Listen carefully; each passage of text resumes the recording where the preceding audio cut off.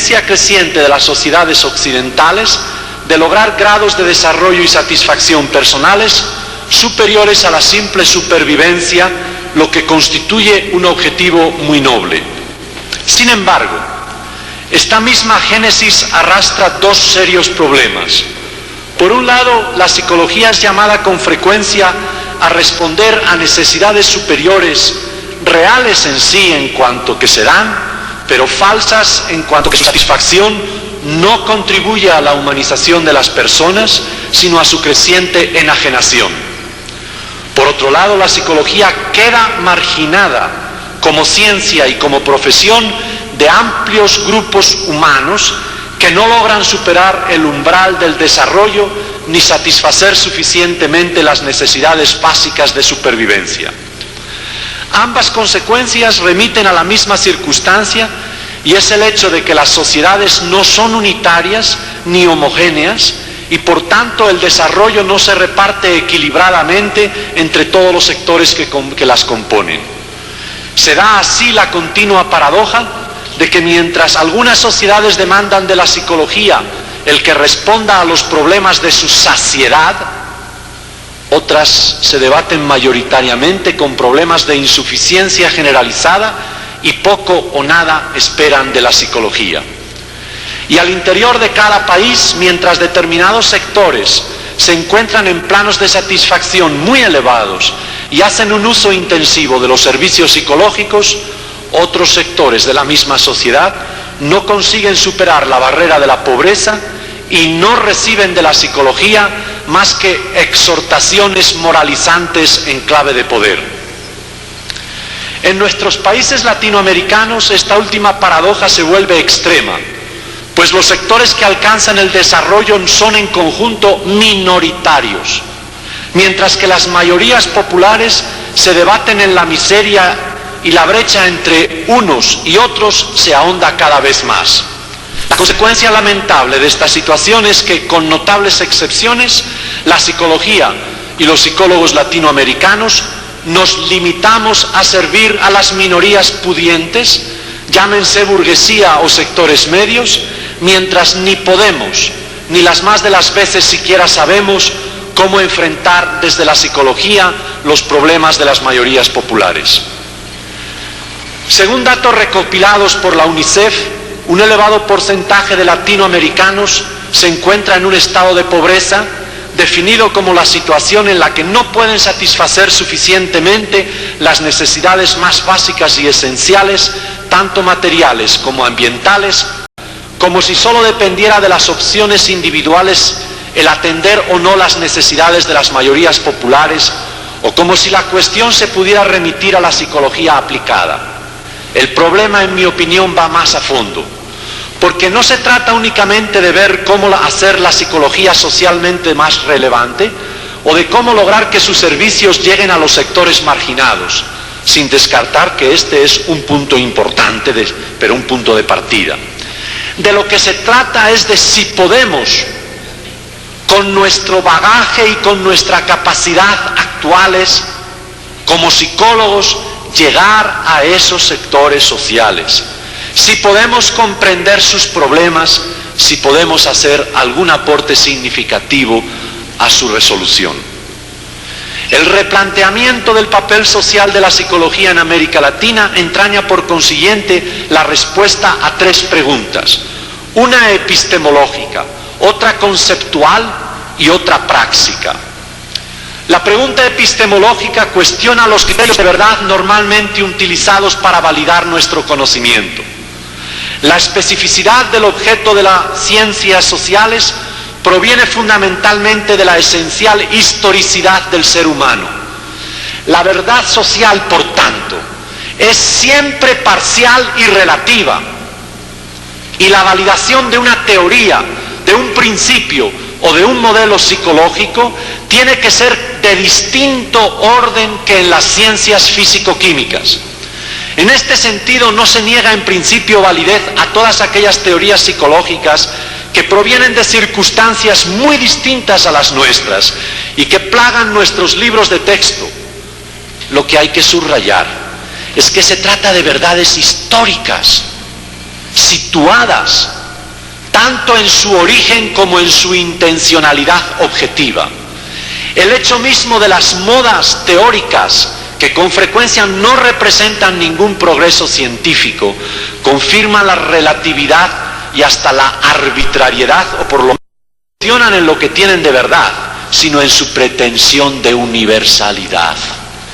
¿Qué puede significar, por ejemplo, afirmar que el modelo de la equidad de Stacey Adams es el más adecuado para explicar el comportamiento prosocial de las personas? De hecho, la equidad es socialmente definida por quien tiene el poder. Para un rico de mi país es equitativo que el pobre coma unas tortillas y unos frijoles con suerte, mientras él va a comprarse los últimos modelos de vestido a Miami o a Nueva York. Eso es equidad. Y prívele usted para dar de comer mejor al campesino, prívele usted de su viaje cada 2 meses a Miami, y verá cómo levanta la voz y dice: injusticia, están violando mis derechos humanos. ¿Quién define entonces lo que es equidad? En síntesis, la pregunta epistemológica nos obliga a pensar cuáles deben ser los criterios que nos permitan determinar la verdad histórica de nuestros conocimientos psicológicos sobre las realidades que vivimos en Latinoamérica.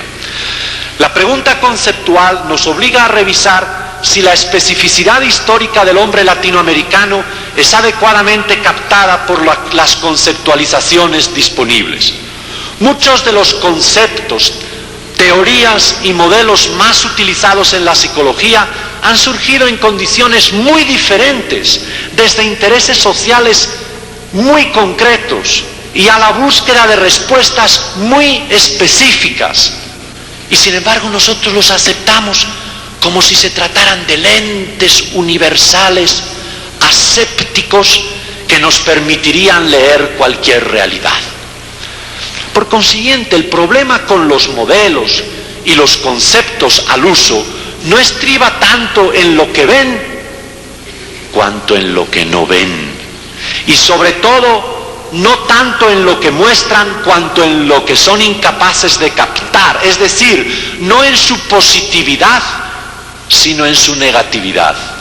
La pregunta conceptual, por lo tanto, debe llevarnos a examinar los problemas específicos de nuestros pueblos, sin las orejeras de marcos teóricos a priorísticos que filtran sesgadamente la realidad y limitan interesadamente nuestra capacidad de comprensión. Indudablemente que si usted no mira la realidad más que a través de esos lentes, va a ver lo que esos lentes le pueden mostrar, y nada más. Entonces usted va a decir: esa es la realidad. Momento, esa es la realidad que usted ve con esos lentes. Finalmente, la pregunta práctica nos lleva a examinar nuestro quehacer científico y profesional y los logros que históricamente ha alcanzado frente a los problemas más importantes de nuestros pueblos. ¿Cuál ha sido? ¿Cuál es objetivamente el aporte de la psicología al desarrollo integral de los pueblos latinoamericanos? Personalmente pienso que, salvadas algunas excepciones muy honrosas, y las hay, la psicología y los psicólogos latinoamericanos hemos permanecido al margen de los grandes movimientos e inquietudes de nuestros pueblos.